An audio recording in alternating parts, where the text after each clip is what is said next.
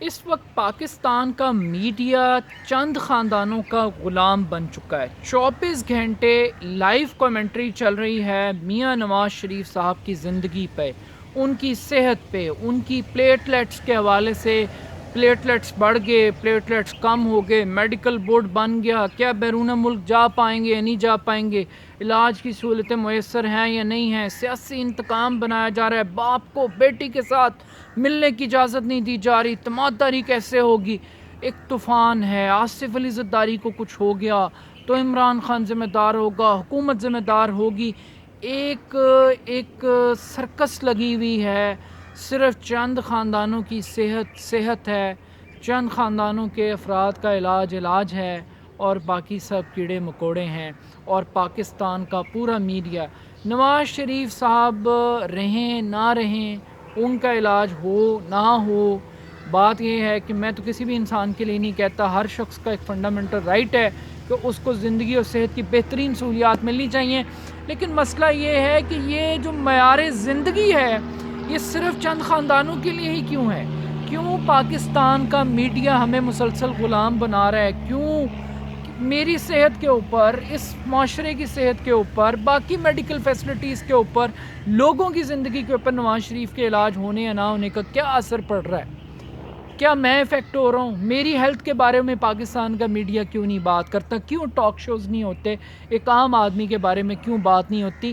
18 دن سے ہڑتال چل رہی ہے، اپنی انگلیوں پہ گن لیں کتنے ٹاک شوز کے اندر آپ نے ڈاکٹرز کی ہڑتال کے اوپر، ان کے مطالبات کے اوپر اور ان مطالبات پہ حکومت کے رد عمل کے اوپر آپ نے کوئی پروگرام سنا ہے پچھلے 1 مہینے کے دوران؟ کیا باقی ہیلتھ فیسلٹیز کے اوپر آپ نے اتنا کانشیس میڈیا دیکھا؟ کیوں ایسا کیوں ہے؟ یہ اپنے آپ سے ضرور پوچھیں، تو پھر آپ کو سمجھ میں لگے گی کہ جب میڈیا جو ہے اس کو ڈبل پیٹ لگا ہو اور جو چیزیں آپ کو دکھائی جا رہی ہیں وہ کیوں دکھائی جا رہی ہیں، اس کے پیچھے کیا ایجنڈا سیٹنگ ہے، کیوں مظلوم بنانے کے لیے پوری کیمپین ہے۔ پہلے جیل سے نکلوایا، ضمانت دلوا کے ہاسپٹل داخل کرایا، ہاسپٹل کے اندر ایک نئی ہائپ کریٹ کی، اس ہائپ کریٹ کرنے کے بعد اب لندن جانے کے لیے پورے پاکستان کا میڈیا کیمپین بلڈ کر رہا ہے، اور سیم پیٹرن کے اوپر آصف علی زرداری صاحب بھی اب آپ کو نظر آئیں گے۔ لیکن کچھ ایسی خبریں ہیں جس کا تعلق میرے اور آپ کے ساتھ ہے، اس معاشرے کے ساتھ ہے، سوسائٹی کے ساتھ ہے۔ اب پاکستان کا میڈیا ہائی لائٹ کرے نہ کرے، ایٹ لیسٹ ہمیں اپنے مسائل کی بات ضرور کرنی چاہیے۔ یونیسیف کی ایک رپورٹ منظر عام پر آئی ہے جس میں یہ بتایا گیا ہے، اقوام متحدہ کا ادارہ ہے، ذیلی ادارہ یونیسیف، جو یہ کہتا ہے کہ پاکستان میں گزشتہ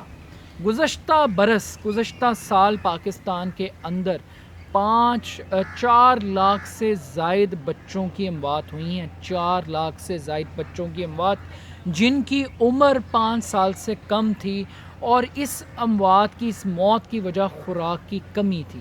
غذائی قلت کے باعث 4 لاکھ بچے گزشتہ سال پاکستان کے اندر وفات پا گئے۔ کیا کوئی غذائی قلت پہ پاکستان کا میڈیا پروگرام کرنے کے لیے تیار ہے؟ کیا اس کے اوپر کسی کو ریٹنگ کی ضرورت ہے؟ کوئی ریٹنگ درکار ہے؟ کیا یہ ایک عام آدمی کا ایشو نہیں ہے کہ 4 لاکھ بچے مر گئے اور کسی کے کان پہ جوں نہیں رنگ رہی؟ کیوں یہ ٹاپکس پاکستان کے میڈیا سے اوجھل ہیں؟ اس بارے میں آپ ضرور سوچئے گا۔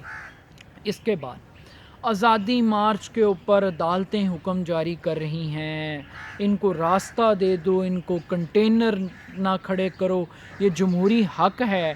اور جو لوگ جمہوریت کے دعوے دار ہیں، اب ذرا دیکھیے گا، کل مار پڑی ہے وزیر اعلیٰ سندھ کے سیکریٹریٹ کے باہر ٹیچرز کو، 47 پروفیسرز کو، جس میں میل و فیمیل ٹیچرز شامل تھے، ان کو مارا گیا، ان کو گرفتار کیا گیا، ان کو گھسیٹا گیا۔ لیکن کیا یہ موضوع آپ کو ٹاک شوز کی زینت بنتا ہوا نظر آیا؟ کیا اتنا ٹائم ان لوگوں کو ملا، ان پروفیسرز کو؟ ان کے کیا مطالبات تھے کہ صرف ہمیں ریگولر کر دو، ہمیں اسکیل دے دو، پروموشن کرائیٹیریا دے دو، یہ مانگ رہے تھے وہ لوگ؟ تو اس موضوع کے اوپر بھی آپ کو پاکستان کا میڈیا، اگر اسلام آباد میں بیٹھے ہوئے دھرنے والوں کے کچھ جمہوری حقوق ہیں تو کیا ان ٹیچرز کے نہیں ہیں؟ اور مکروہ چہرہ بلاول بھٹو زرداری کا بھی ضرور دیکھیں کہ وہ انسانی حقوق کا چیمپئن بنا ہوا، اور اس کی سندھ حکومت اور اس کی سندھ پولیس اس صوبے کی وہ کس طریقے سے ٹیچرز کے خلاف استعمال کرے. کیوں؟ کیونکہ ان کے پاس انصار الاسلام نہیں ہے ٹیچرز کے پاس، ان کے پاس